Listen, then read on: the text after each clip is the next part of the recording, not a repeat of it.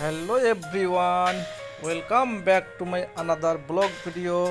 আপনারা সবাই কেমন আছেন? আমাদের এই হচ্ছে গরিবের বিবাহবার্ষিকী উদযাপন করতেছি। রাত্রে প্রায় 11টা বাজে।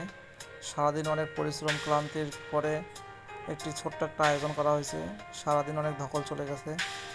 যাই হোক, আমরা এখন প্রিপারেশন নিচ্ছি, ফুল প্রিপারেশন। আগুন লাগার সাথে সাথে বেশ ফুরফুর করে উঠতেছে, ঝলমলে আলো উঠতেছে। আর তাতে ঘরের আলোটা একটু অন্ধকার ছিল, মোমবাতির আলো আর একটা ডিম লাইট ছিল। বেশ ভালোই দৃশ্যটা দেখা যাচ্ছিল। ও আমাকে বলতেছে, এত তাড়াতাড়ি শেষ হয়ে গেল কেন আলোটা? তাহলে মোমবাতিটা আমরা কেকের উপর বসায় দিই। তুমি কি পাগল নাকি? মোমবাতি কেকের উপর বসায় দেয়? তাহলে কেক কাটবো কীভাবে? ফাইনালি আমরা রেডি হতেছি, কেক কাটবো। এবার দুজন মিলে একসাথে হাতে হাত রেখে কেকটা কাটবো এখন।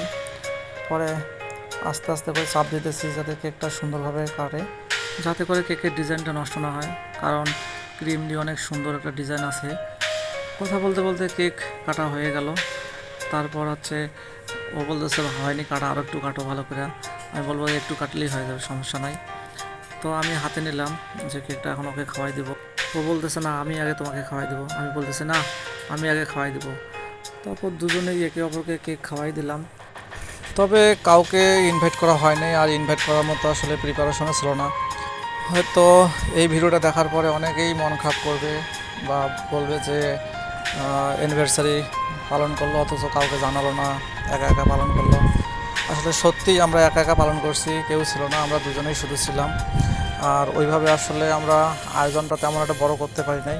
তবে আশা আছে এর পরবর্তীতে আমরা যখন আবার অ্যানিভার্সারি পালন করব তখন আমরা আরও বড় সড়ো করে আয়োজনটা করব, সবাইকে ইনভাইট করব, সবাই থাকবে, হই হুল্লোড় করবে। হ্যাঁ, আর কে না চায় এরকম একটা আয়োজন করতে বলেন? তবে আপনাদের আসলে এখনও বলা হয় নাই, এটা আমাদের 6ষ্ঠতম বিবাহবার্ষিকী। রাত পোহালে 7 বছরের মাথায় আমরা পা দিব। কথা বলতে বলতে দেখি ভুলে গেছিলাম যে আসলে মোমবাতিটা নিভানো লাগবে। পরে আমি মোমবাতিটা নিভিয়ে দিলাম, ও সাথে সাথে লাইট জ্বালিয়ে দিল। তবে আরেকটা কথা না বললেই নয়, আসলে ওকে শাড়ি পরে আজকে অনেক সুন্দর লাগতেছে। এতক্ষণ তো অন্ধকার অন্ধকার ভাবছিল, তেমন একটা দেখা যাচ্ছিল না, কিন্তু এখন লাইট জ্বালার সাথে সাথে ওর চেহারাটা ফুরিয়ে উঠছে। শাড়িটার নেভি কালার শাড়ি তো, আসলে ফর্সা মানুষ, আরও শাড়িটা বেশ উজ্জ্বল ঝলমলে, লুকিংটা অনেক সুন্দর লাগতেছে। তবে আমি ভাবছিলাম কেকটা মানে আমাকে খাওয়াই দিবে, সে নিজে নিজে গিলে ফেললো। তবে আসলে আমি আশা করছিলাম যে কেকটা আমাকে খাওয়াই দিবে। তারপর আমরা আর একটু কেক কাটতেছি, কারণ সন্ধ্যা থেকে আসলে আমরা কিছু খাই নাই, না খাওয়া অবস্থায় ছিলাম। আর খালি পেটে কেক খাইতেছি, না জানি কি হয়। তবে ক্ষুধাও তো কম লাগে না, ক্ষুধাও তো আসলে ভালো লাগছিল। আরেকটা কথা না বললেই নয়, আসলে ভিডিওটা সেরকমভাবে করা হয় নাই। আর বিশেষ করে আজকে এমন একটা দিনে আমার ক্যামেরা স্ট্যান্ডটা আসলে নষ্ট হয়ে গেছে।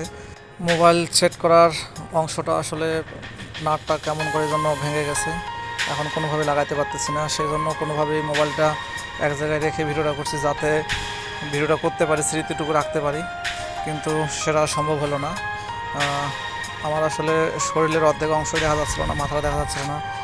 তারপর ও আমাকে প্রণাম করলো। প্রণাম করার পরে বলতেছে আমাকে এখন সিঁদুর পরিয়ে দাও। এখন সিঁদুর আসলে বাম হাত দিয়ে পরাবো না ডাইন হাত দিয়ে পরাবো বুঝতেছিলাম না, মোটামুটি কনফিউশনে পড়ে গেছিলাম।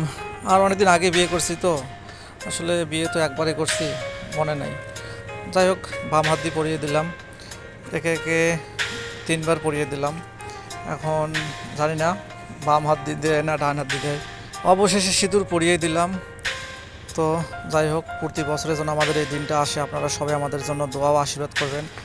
এই দিনটা যেন আমরা প্রতিবারেই এভাবেই হাসি উল্লাসে কেটে দিতে পারি এবং সারাটা জীবন যেন এভাবেই মিলেমিশে থাকতে পারি।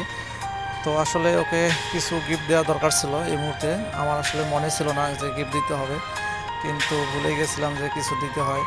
যাই হোক, আপনারা সবাই ভালো থাকবেন, আমাদের জন্য দোয়া করবেন। টাটা।